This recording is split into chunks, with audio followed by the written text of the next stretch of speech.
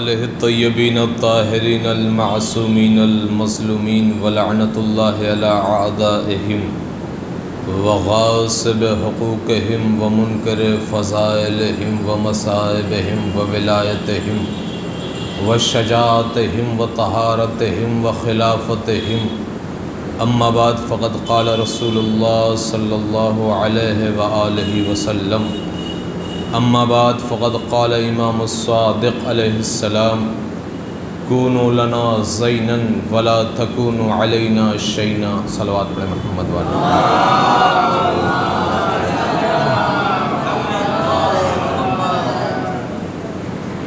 عزیزان محترم، برادران عزیز، معزز سامعین، علماء ذی قدر ذی وقار،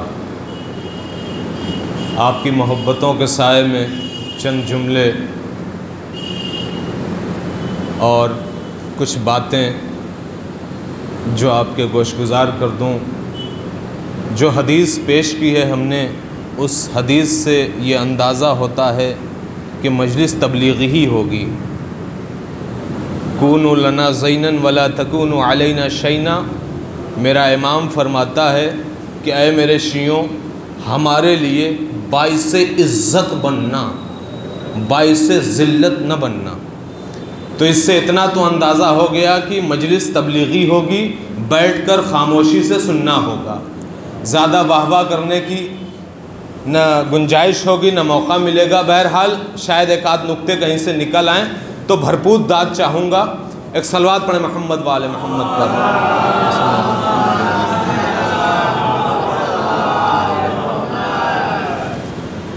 دیکھیے، ایصال ثواب کی مجلس ہے، ایک بیٹی کی اور ایک زوجہ کی، لہٰذا پچھلے ہفتے جنہوں نے بہن اور بیٹی کی مجلس کرائی تھی وہ مکمل ہو چکی، اور ان کے نام اعمال میں اہل بیت اطہار علیہ السلام کی بے پناہ رحمتیں پہنچ رہی ہیں، اور یہ یقین بھی ہے، اور الحمدللہ اس پہ چار چاند لگانے کے لیے ان کے شوہر نامدار نے ماشاءاللہ ان کے لیے مزید ایصال ثواب کا یہ مجلس رکھی، اور ان کے لیے بے شک ان کی قبر میں اس مجلس کے ذریعے نور آئے گا۔ تو میں عرض کر رہا تھا، امام کے قول سے گفتگو کا آغاز کرنے جا رہا ہوں کہ کونوا لنا زینا ولا تکونوا علینا شینا، کہ اے میرے شیعوں، ہمارے لیے باعث عزت بننا، باعث ننگ و عار مت بننا۔ اب ہماری ذمہ داری کیا بنتی ہے کہ امام کو اگر ہم اپنا امام تسلیم کرتے ہیں، ان کے نقش قدم پر چلتے ہیں اور چلنے کی کوشش کرتے ہیں، تو اب امام کا اگر ایک قول ہمارے ذہن میں 24 گھنٹے ہوگا تو پھر نہ ہم کسی کو چلتے راہ میں ٹھوکر ماریں گے، نہ کسی کو چلتی راہ میں گالی دیں گے، نہ کسی کو برا بھلا کہیں گے، نہ اپنے گھر میں کسی کو کوئی بری چیز بولیں گے۔ اب اگر یہ حدیث ذہن میں ہمارے ہے تو ہم کسی بھی انسان کو اپنی ذات سے تکلیف نہیں دیں گے۔ کیوں؟ اس لیے کہ اس تکلیف دینے کی وجہ سے میرے مولا کی ذات پہ حرف آئے گا، میرے مولا کی ذات پر حرف آئے گا۔ لہٰذا ہم اگر یہ حدیث ہمارے ذہن میں رہے گی تو ہم کبھی بھی کسی انسان کی اور کسی بھی گھر والے، کسی بھی عز و اقربا کے بارے میں غلط بیانی نہیں کر سکتے۔ یہ صرف ایک لفظ ہے سمجھانے کے لیے، ورنہ ہم کسی بھی اعتبار سے کسی بھی شخص کے بارے میں ہم غلط سوچ بھی نہیں سکتے۔ لہٰذا امام نے فرمایا کونوا لنا زینا ولا تکونوا علینا شینا، کہ ہمارے لیے باعث عزت بننا۔ اب اگر ہم باعث عزت بننا چاہیں گے تو اپنے امام کو خوش کریں گے، اور اگر ہم باعث ننگ و عار بنیں گے تو ہمارا امام کہیں نہ کہیں ذلیل ہوتا نظر آئے گا۔ یہ جملہ بہت بڑا ہے، لیکن امام نے کہا ہے کہ اپنی ذات سے ہمارے تمام کے تمام اچھائیوں کو برائیوں میں نہ تبدیل کر دینا، ہمارے لیے ننگوار مت بن جانا۔ لہٰذا عزیزان محترم، ہماری سوسائٹی، ہمارا کلچر، یہ تمام کا تمام جو معاشرے کے حالات ہیں، اس میں ہر اعتبار سے آج کہیں نہ کہیں ہم گھر میں، روڈ پر، سڑک پر، ہوٹلوں پر، دکانوں پر، کہیں نہ کہیں ہم کوئی نہ کوئی غلطی کرتے ہوئے نظر آتے ہیں۔ دکاندار سے کوئی غلطی کر ڈالی، والدین سے کوئی برا سلوک کر ڈالا، دوستوں کے درمیان ہے ان سے کوئی برا اور بھدا مذاق کر ڈالا، بزرگ ہیں وہاں پر کوئی ایسا جملہ جو ان کو تکلیف پہنچا گزرا۔ لہٰذا یہ تمام کے تمام چیزیں، ایک جملہ کہہ دو شاید اور قریب ہو جائیں کہ یہ تمام چیزیں جو حقوق الناس پر دلالت کرتی ہیں، ان کا ہمیں بہت خیال رکھنا ہے۔ ایک جملہ کہہ کر بات کو آگے بڑھا دوں کہ پروردگار عالم حقوق اللہ کو تو برداشت کر لے گا، حقوق الناس کو برداشت نہیں کرے گا۔ وہ باقاعدہ طور پر اعلان کر رہا ہے کہ اگر تم ہمارے حق کو پورا کر کے نہیں آؤ گے تو ہم اس میں ذرا سی تخفیف کر دیں گے، لیکن اگر حقوق الناس کی رعایت نہیں کی، حقوق الناس کو ادا نہیں کیا، تو جب تک وہ انسان تمہیں معاف نہیں کر دے گا، خدا معاف نہیں کرے گا۔ تب تک خدا معاف نہیں کرے گا۔ ہم اور آپ کہاں اس بات کا خیال رکھتے ہیں؟ ابھی وہاں پر دیکھیں، سب سے باریک مثال دے رہا ہوں، اس سے زیادہ باریک مثال نہیں ہوگی۔ تمام کے تمام افراد مجلس حسین میں تشریف لا رہے ہیں، جو مقام نعلین ہے جہاں پر شوز اور چپل رکھے ہوئے ہیں۔ کچھ افراد ایسے ہیں جن کی چپلیں بڑی خوبصورت اور پسندیدہ ہوتی ہیں، اور جن کی پسندیدہ ہوتی ہیں وہ ذرا سا سائیڈ میں اتارتے ہیں۔ کیوں؟ تاکہ اس پر کسی اور کا پیر نہ پڑ جائے، چپل کے نیچے کی کسی کی دھول نہ آ جائے، پوری توجہ رہے۔ یہی وجہ ہے نا کنارے اتارنے کی۔ ظاہر ہے زیادہ تر علماء کی نیو چپلیں رہتی ہیں، شوز رہتے ہیں، تو ان کو اور اٹھا کر رکھ دیا جاتا ہے کہ مومنین آئیں گے کہیں کچل نہ جائے، کہیں رعد نہ دی جائے۔ تو اسی طریقے سے مولانا اور علماء کوئی الگ سے نہیں آئے، مستثنا نہیں ہے۔ ہر مومن کا ایک دل ہوتا ہے، اس دل میں اس چیز کی عظمت ہوتی ہے۔ سب کے سب وہاں پر اتار کر آئے، لیکن جن کی کچھ خاص ہیں وہ کنارے ضرور اتار کر آئے ہوں گے۔ اب اگر کسی نے ان کے کنارے اتارنے کے باوجود اگر اس پر اپنی پیر یا اپنا چپل اس پر رکھ دیا اور اپنے نالین کی غرض سے اس کو خراب کر دیا، تو اب جب یہاں سے واپس جائے گا تو ایک مرتبہ جو اس کے اندر، اس کے ذہن میں، اس کے نزدیک بڑی عزیز شوز ہے، چپل ہے، جب اس کو گندا دیکھے گا تو اس کے دل میں تکلیف ہوگی، اور جب یہ تکلیف ہوگی تو جو چپل رکھنے والا ہوگا، جو روندنے والا ہوگا، اس کو حقوق الناس ادا کرنا ہوگا۔ اگر اس نے اس چپل پہ چپل رکھنے والے کو معاف نہیں کیا تو پھر اللہ بھی اسے معاف نہیں کرے گا۔ لہٰذا میں نے کہا نا، یہ باریکی ہے۔ اگر کسی کی چپل پہ آپ نے اپنی چپل کو رکھ دیا، اس کی چپل کو روند کر مجلس حسین میں آ گئے اور اسے دلی تکلیف ہو گئی، تو پھر آپ کو اس سے صاحب چپل سے، صاحب شوز سے، صاحب نالین سے معافی مانگنی پڑے گی۔ تب کہیں جا کر حقوق الناس ادا ہوگا۔ غور کریے کتنی باریک چیز ہے، کبھی غور کیا تھا اتنا؟ تبرک کے چکر میں ہر افراد چپل تو کیا پیر بھی روکتے چلے جاتے ہیں۔ لہٰذا ان سب چیزوں کا خیال رکھنا چاہیے۔ تبرک ضرور ملے گا، حالانکہ الحمدللہ شکر ہے خدا کا کہ بنارس میں تبرک گھٹنے کے بعد دوسرا آتا ہے۔ بعض جگہیں اگر تبرک ختم ہو گیا تو خدا حافظ۔ تو یہاں پر تو یہ بھی خطرہ نہیں ہے نا کہ تبرک ختم ہو جائے گا تو نہیں ملے گا، لہٰذا نہ چپل کو رو دے نہ صاحب چپل کے پیر کو رو دے۔ اور میں نے اشارہ کیا تھا، یہ بات ضمن میں نکل آئی لہٰذا عرض کر دیا۔ میں عرض کر رہا تھا کہ ہمیں کسی کو تکلیف نہیں دینی ہے۔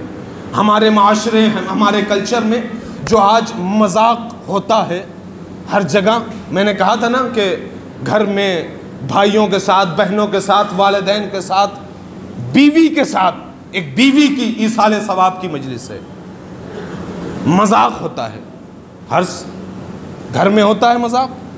اور مزاح المومن عبادہ، مومن کا مذاق کرنا بھی عبادت ہے۔ کیا خوب حدیث ہے، مومن کا مذاق کرنا بھی عبادت ہے۔ کہاں مسجد میں آ کر نمازیں پڑھنا اور کہاں دوستوں کے ساتھ بیٹھ کر، والدین اور بھائیوں کے ساتھ بیٹھ کر چند جملے مذاق کے طور پر ان سے کہہ دیا تو ثواب۔ کیا خوبصورت مذہب ہے، مذاق بھی ثواب۔ لہٰذا عزیزان محترم، لیکن مذاق ثواب ہے، مذاق کرنا اسلام میں ثواب ہے، مذاق اڑانا ثواب نہیں ہے۔ جب تک مذاق ہوگا تب تک ثواب ہوگا، جب وہ مذاق سے بدلے گا تو عذاب میں تبدیل ہو جائے گا۔ لہذا مذاق اڑانا غلط ہے، مذاق کرنا درست ہے۔ مذاق ہمارے انبیاء کرتے تھے، اوصیاء کرتے تھے، ائمہ کرتے تھے۔ مذاق اسلام میں ایک اچھی شے مانی گئی ہے، ایک اچھی چیز مانی گئی ہے۔ مذاق کرنا چاہیے، بھونڈے لفظ نہ ہوں، نازیبا الفاظ نہ ہوں، خوبصورت جملے ہوں، اس میں دینی حوالے سے مذاق ہو، دنیاوی حوالے سے مذاق ہو، کسی بھی انداز سے مذاق ہو، بس برا نہیں لگنا چاہیے، الفاظ نازیبا نہیں ہونے چاہیے، گستاخی نازیبا نہیں ہونی چاہیے۔ انبیاء بھی کیا کرتے تھے۔ میں نے بہت سالوں پہلے غفران مآب میں ایک مجلس میں شرکت کی تھی۔ اس میں ایک عالم دین آئے تھے، بزرگ عالم دین۔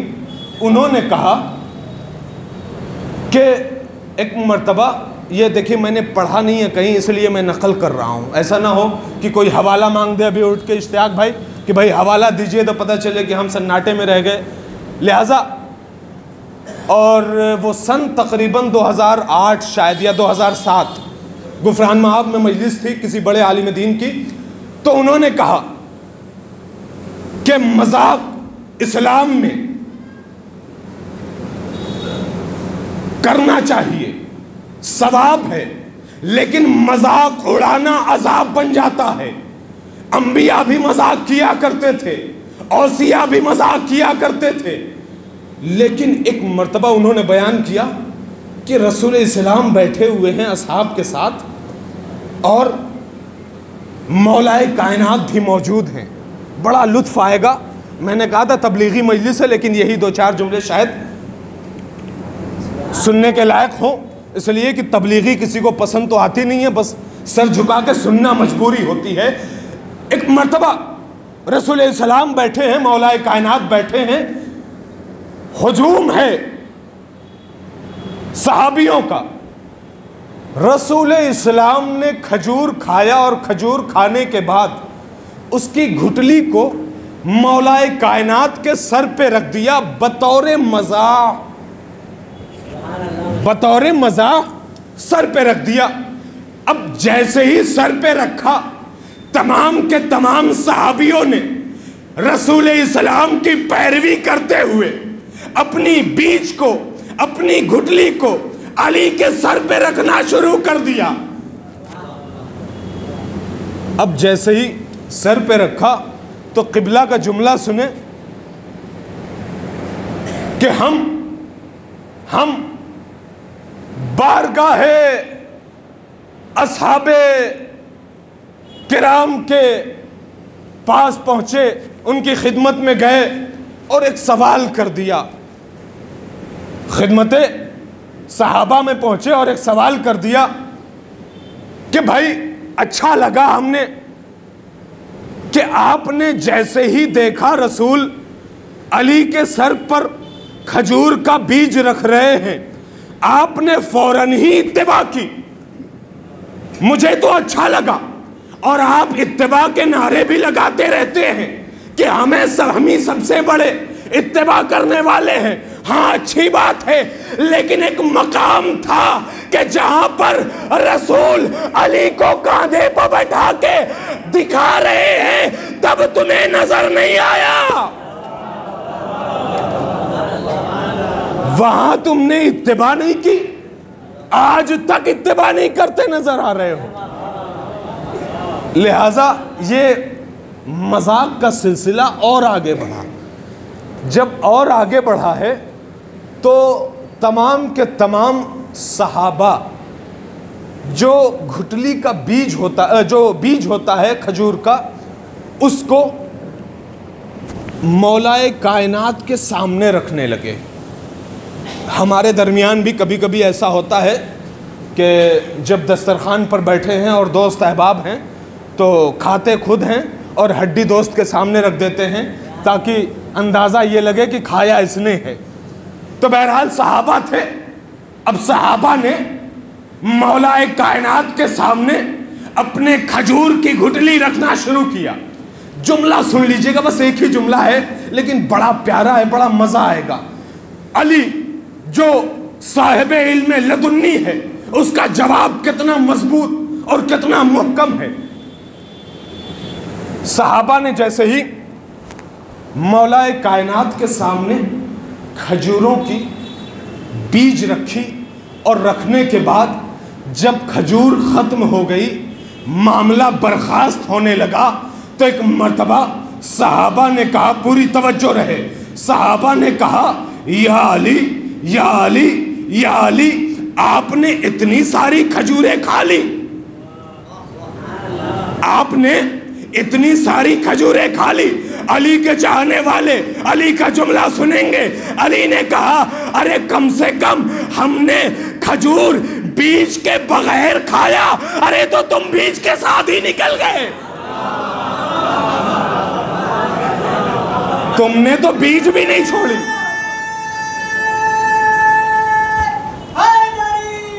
یا علی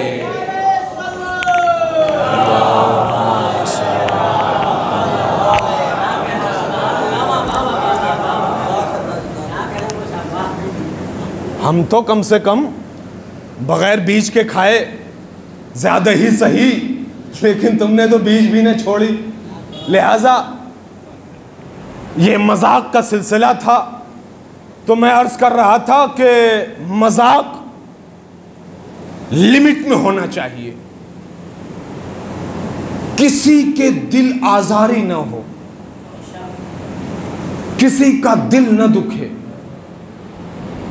کسی کے اوپر گرا نہ گزرے. مذاق ایسا ہو. اور اس مجلس کے بعد اس چیز کا خیال رکھیے گا, ایک خاص طور پہ اس چپل کا, اور دوسری یہ مذاق کا. دو ہی باتیں آپ کے حوالے کر کے جا رہا ہوں. لہذا مذاق ہمیشہ اپنے سے چھوٹوں سے کرنا چاہیے, اگر بزرگ سے کرے تو احترام کے ساتھ کرے, اس کی بزرگی کا احترام ملحوظ خاطر رہے. ایک بیوی کے اصحال ثواب کی مجلس ہے, مذاق کا میٹر چل رہا ہے. ایک عالم دین تھے، انہوں نے اپنے والد محترم کے انتقال کے بعد انہیں خواب میں دیکھا،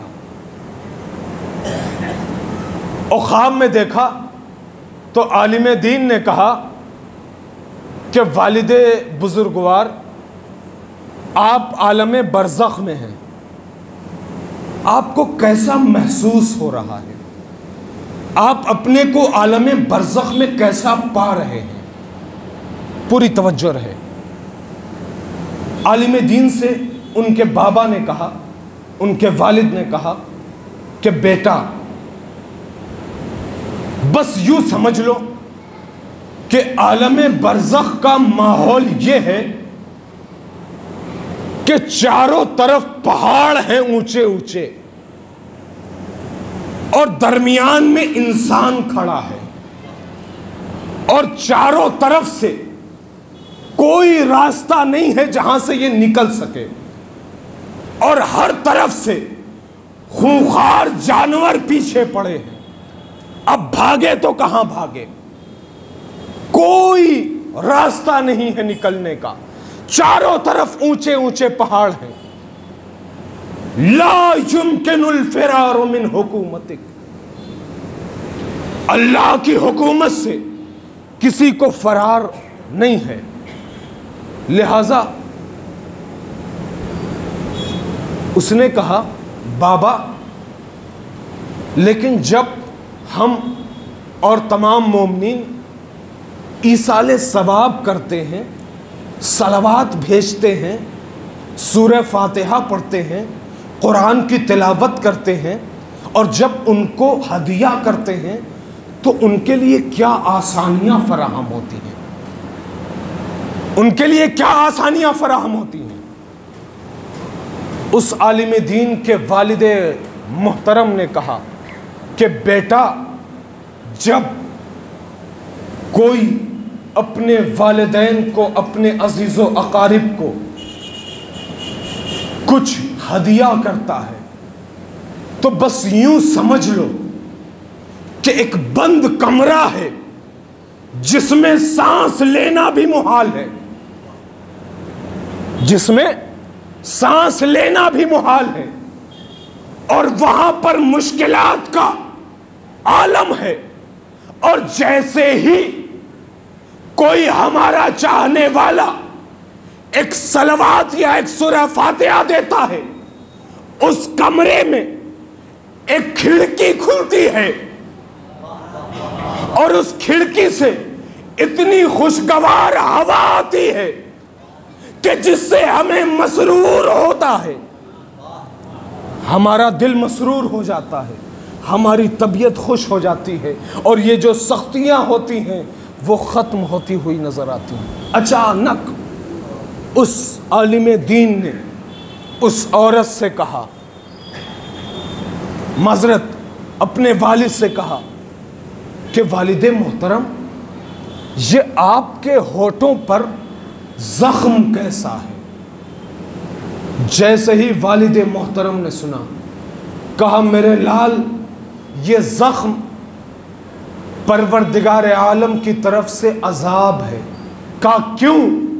کہا اس لیے کہ میں تمہاری ماں کو کچھ ایسے الفاظ سے یاد کرتا تھا جس کی وجہ سے یہ عذاب اللہ نے دیا ہے، اور وہ عذاب قیامت تک رہے گا۔ اللہ اکبر۔ عالم دین نے کہا، بابا یہ کیسے عذاب ختم ہوگا؟ کہا ایسا کرو، جاؤ اور اپنی ماں سے کہو کہ مجھے معاف کر دے، ورنہ قیامت تک یہ عذاب نہیں جائے گا۔ وہ عالم دین اپنی ماں کے پاس پہنچے، اور پہنچنے کے بعد اپنی ماں سے تذکرہ کیا۔ والدہ کہتی ہیں کہ ہاں، آپ کے والد محترم مجھے کچھ ایسے الفاظ سے یاد کرتے تھے، مذاق کرتے تھے، جو مجھے برا تو لگتا تھا لیکن میں ظاہر نہیں کرتی تھی۔ اللہ اکبر۔ زوجہ ہے زوجہ، مجھے برا تو لگتا تھا لیکن میں ظاہر نہیں کرتی تھی. اور اس عالم دین سے اس کے والد نے بھی یہی کہا تھا کہ تمہاری والدہ کو میں کچھ لفظوں سے یاد کرتا تھا تو والدہ کو برا تو لگتا تھا لیکن میرے سامنے وہ ظاہر نہیں کرتی تھی. لہذا والدہ سے کہو کہ ہمیں معاف کر دے. عزیزان محترم، آپ نے غور کیا؟ اسی طریقے سے ہمارے درمیان، ہمارے گھروں میں چھوٹی چھوٹی باتوں میں جو دلی تکلیف ہوتی ہے اس سے بچنے کی بہرحال ہمیں کوشش کرنی چاہیے. اپنے بھائیوں سے، اپنے والدین سے، اپنے بزرگوں سے، مومنین سے کوئی ایسا جملہ نہ نکل جائے کہ جس سے کسی انسان کی ذلت ہو جائے. اور پھر وہی امام کا جملہ کہ کونوا لنا زینا ولا تکونوا علینا شینا، کہ میرے لیے باعث عزت بننا، باعث ذلت نہ بننا. اب اگر ہم مولا کے چاہنے والے ہیں تو واقعاً اگر ہم مولا کو عزت دیں گے تو ہماری سرفرازی، ہماری سربلندی، ہماری عروج اس کائنات میں برپا ہوگی. اگر ہم امام کو ذلیل کرواتے رہیں گے، امام کو ذلیل کروائیں گے تو پھر اس معاشرے میں بھی، اس سوسائٹی میں بھی اور اس دنیا میں بھی ذلیل ہوتے ہوئے نظر آئیں گے. عزیزان محترم، لہٰذا ہمیں ہر حال میں خیال رکھنا ہے اس بات کا. میں خاص طور پر بچوں سے کہہ رہا ہوں کہ کبھی بھی بڑوں سے نازیبا کلمات نہ کہیں، زبان درازی نہ کریں، گالم گلوج نہ کریں اور کبھی بھی نہ کریں. اپنی زبان کو اپنے قابو میں رکھیں. ایصال ثواب کی مجلس ہے. مرحومہ بڑی کم سنی میں انتقال کر گئی اور واقعاً جس حالت میں انتقال ہوا ہے اس سے آپ حضرات بخوبی واقف ہیں کہ صرف ایک جان نہیں گئی، دو جانیں بیک وقت گئی ہیں. جناب ام سلمہ رسول السلام کے پاس پہنچی اور پہنچنے کے بعد کہتی ہیں کہ یا رسول اللہ، آپ نے مردوں کے حوالے سے بڑی تعریف کی ہے کہ مرد کی یہ عظمت ہے، مرد کی وہ عظمت ہے، مرد محنت کش ہوتا ہے، مرد تمام کے تمام بوجھ کو اٹھاتا ہے، بڑی زحمتیں برداشت کرتا ہے. عورتوں کی عظمتیں بیان کریے. رسول السلام نے ایک مرتبہ اپنی زبان کو وا کیا اور کہا کہ ایک عورت کی عظمت یہ ہے کہ وہ انسان کو اپنے بطن میں 9 مہینے تک اٹھاتی ہے. جو انسان ہر بوجھ کو اٹھا لیتا ہے اس انسان کو عورت اٹھاتی ہے. اللہ اکبر. عظمت کیا ہے عورت کی پتہ ہے؟ ہم اور آپ عورتوں کو کچھ نہیں سمجھتے.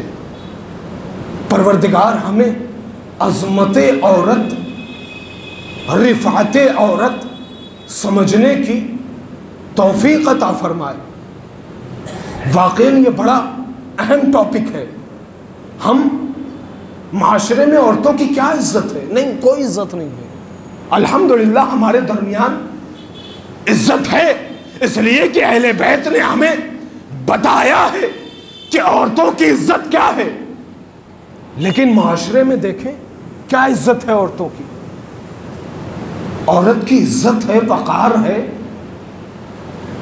لیکن ایک اور پیغام دینا چاہتا ہوں کہ جن ذوات مقدسہ نے عورتوں کی عزت بیان کیا ہے اس پہ عورتوں کو فخر ہونا چاہیے. لیکن انہی ذوات مقدسہ نے عورتوں کو کچھ مقامات سے پرہیز کرنے کے لیے بھی کہا ہے، لہذا جو عورتیں فخر کرتی ہیں ان پر واجب ہے کہ ان مقامات سے پرہیز کریں۔ ایک طرف اگر آپ کی عظمتیں ہیں تو وہ عظمتیں بھی کس وجوہات کی وجہ سے ہیں۔ لہذا عزیزان محترم، ہمیں عورت کی قدر کرنی چاہیے۔ عورت کا کیا وقار ہے اہل بیت اطہار علیہ السلام کی نظر میں، بے پناہ عظمتوں کی مالکہ ہیں عورتیں۔ امام فرماتے ہیں کہ اگر کوئی عورت اپنے شوہر کی بدسلوکی کی وجہ سے پریشان ہے، اذیتناک ہے، اور اس کے باوجود بھی صبر کر رہی ہے، تو امام فرماتے ہیں کہ اس کے لیے جنت ہے۔ لیکن ایسا نہیں ہے کہ اس کو جنت میں بھیجنے کے لیے مرد اس پر اذیتیں ڈھاتے رہیں، اور وہیں پر مردوں کے لیے بھی ہے کہ اگر عورت تمہارے لیے سکون کا سبب پیدا نہیں کر رہی ہے، سکون فراہم نہیں کرتی، تو اگر تم نے صبر کر لیا تو تمہارے لیے بھی جنت ہے۔ لہذا ایسا نہ ہو کہ ذرا سی باتوں میں اختلاف پیدا ہو جائے، ذرا سی باتوں میں دوریاں پیدا ہو جائیں۔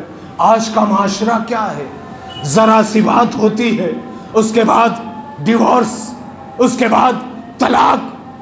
بھائی آپ یہ تو دیکھو کہ یہ طلاق کتنی عظیم چیز ہے جو اللہ نے بھیجی ہے۔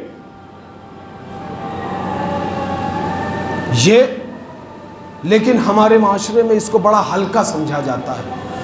انڈیا اور پاکستان میں بھی تو شکر ہے، دوسری کنٹریز میں، دوسرے ممالک میں بات بات پر طلاق ہو رہے ہیں۔ پروردگار ہم سب کو اس وبا سے دور رہنے کی توفیق عطا فرمائے، اور ایسے حالات پیدا ہونے سے پہلے ہمیں فکر کرنے کی توفیق عطا فرمائے، ہمیں صبر کرنے کی توفیق عطا فرمائے۔ لہذا عزیزان محترم، شاید دیر ہو رہی ہے، ایک مرحومہ کے ایصال ثواب کی مجلس ہے۔ پروردگار اس مجلس کا ثواب مرحومہ کو جوار معصومین میں جگہ عطا فرما، اور اس ثواب کو اس کی قبر کا نور بنا دے۔ مرحومہ کتنے سال دنیا میں رہی؟ 20 سے 25 سال۔ کیا ایج ہوتی ہے؟ کیا عمر ہوتی ہے؟ کچھ نہیں۔ یہ ابھی زندگی کا آغاز ہوتا ہے، لیکن جب اس عمر کا کوئی بھی انسان اس دنیا سے کوچ کر جاتا ہے تو اہل خانہ بڑا گریہ کرتے ہیں، بہت روتے ہیں۔ کیوں؟ اس لیے کہ ابھی مرنے کی عمر نہیں تھی، ابھی تو سب کچھ باقی تھا۔ لیکن عزیزان محترم، موت و حیات خدا کے نزدیک، موت و حیات اللہ کے پاس ہے۔ وہ چاہے تو مچھلی کے شکم میں بھی نبی کو زندہ رکھ سکتا ہے، اور اگر وہ چاہے تو تمام کے تمام آسائشوں کے ساتھ بھی اس دنیا سے اٹھا سکتا ہے۔ لہذا ہر انسان کو اس چیز پر راضی رہنا چاہیے۔ لیکن عزیزان محترم، اللہ نے راضی رہنے کے لیے تو کہا ہے، لیکن اسی نے سینے میں دھڑکتا ہوا دل بھی دیا ہے، اور اسی دل میں احساسات بھی دیے ہیں۔ اب جب ہمارے درمیان سے ہمارے باپ، ہماری ماں، ہمارے بھائی، ہماری بہن، ہمارے رشتہ دار جب اس دنیا سے کوچ کر جاتے ہیں تو وہ جو دل ہے احساس والا وہ پھر برداشت نہیں کر پاتا، ہماری آنکھوں سے آنسو جاری ہو جاتے ہیں۔ لیکن ہاں عزیزان محترم، جو گھر والے گریہ کرتے ہیں ان سے ایک گزارش ہے کہ جو مرحومہ تھی وہ گزر گئی، لیکن آپ اپنے غم کو اگر اہل بیت کے غموں کے سمندر میں ملا کر دیکھیں تو واقعاً یہ غم کچھ نہیں ہے۔ کیوں؟ اس لیے کہ جب حالات خراب ہوئے تو آپ نے ڈاکٹر کو دکھایا، طبیب کو دکھایا، اور جب انتقال ہو گیا تو پرسہ دینے کے لیے لوگ موجود تھے۔ آپ نے بہت سارے لوگوں کے درمیان جنازے کو اٹھایا، آپ نے لوگوں کے درمیان، آپ نے لوگوں کے ہجوم میں آپ نے جنازہ بھی دفن کر دیا۔ لیکن ایک دروازہ ہے مدینے میں، اسی عمر کی میرے رسول کی بیٹی ارے فاطمہ زہرا، جن کے شکم میں جناب محسن کی شہادت ہو گئی۔ میں بڑے آرام سے پڑھوں گا، اگر تصور کر لو تو گریہ کرنے کے لیے کافی ہوگا۔ جناب شہزادی بچہ شکم مادر میں شہید ہوا، لیکن ایک طرف شوہر کی محبت، ایک طرف شوہر کی غیرت۔ جناب شہزادی نے اپنے شکم میں جناب محسن کی شہادت کے بعد اگر علی کی حالت پر غور کر کے نہ اٹھتی تو شاید ہمیں اور ہماری خواتین کو درس نہ ملتا کہ عظمت شوہر کیا ہے، غیرت شوہر کیا ہے، عزت شوہر کیا ہے۔ روایت کہتی ہے کہ ادھر شکم مادر میں محسن شہید ہوئے، جناب سیدہ زمین پر تڑپ رہی ہیں، ملعون نے دروازے کو دھکا مارا، در و دیوار کے درمیان زہرا پسی، دشمن آگے بڑھا، زہرا کی زبان پر آیا فضا مدد کرو، فضا مدد کرو۔ فضا آئی، اٹھایا، سہارا دیا۔ اب جملہ سن لینا، سہارا دیا۔ جناب فضا نے جب سہارا دیا تو جناب فضا کے کانوں میں جملہ تو آ چکا تھا، وہ جناب زہرا کی زبان سے جو آ رہی تھی آواز وہ فضا کے کانوں میں تو پہنچ رہی تھی، ہائے میرا محسن، ہائے میرا محسن، ہائے میرا محسن شہید ہو گیا۔ لیکن جناب سیدہ نے جیسے ہی دیکھا کہ علی کے گردن میں رسی کا پھندا ڈال کر دشمن لعین ملعون گھر سے باہر لے کر جا رہے ہیں، ایک زوجہ ہے اپنے شکم میں محسن کی شہادت کو بھول کر زہرا نے ایک مرتبہ شوہر کی غیرت پہ غور کیا، ہائے میرے علی کی غیرت۔ آج علی کے گردن میں پھندا، بھول گئی محسن کی شہادت، اٹھی آگے بڑھی۔ بڑھنے کے بعد فضہ نے کہا شہزادی سکون سے، آرام سے، تکلیف ہے، پریشانی ہے، دشواری ہے۔ زہرا نے کہا نہیں، علی کی مصیبت سے زیادہ کچھ نہیں۔ زہرا نے کہا اے فضہ مجھے علی کے پاس لے چلو، مجھے علی کے پاس لے چلو۔ زہرا نے گھر سے قدم نکالا، آواز دی لئینو لئینو لئینو۔ اگر تم نے، روایت کے جملے ہیں، اگر تم نے علی کو نہ چھوڑا تو میں اپنے بال کو پریشان کر لوں گی۔ روایت کہتی ہے کہ مدینے کی مسجد کوفہ، مسجد نبوی کی دیواریں بلند ہونے لگی۔